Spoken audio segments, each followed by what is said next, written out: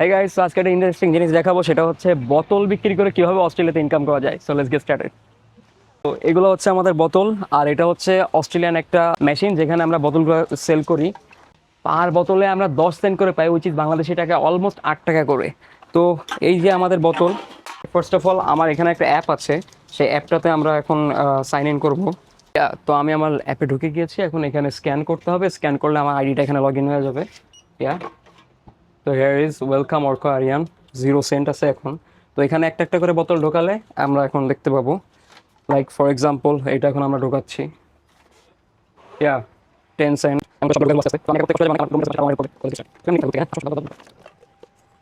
Total আমরা বোতল বেচে অলমোস্ট $7.30 মতো ইনকাম করে ফেললাম।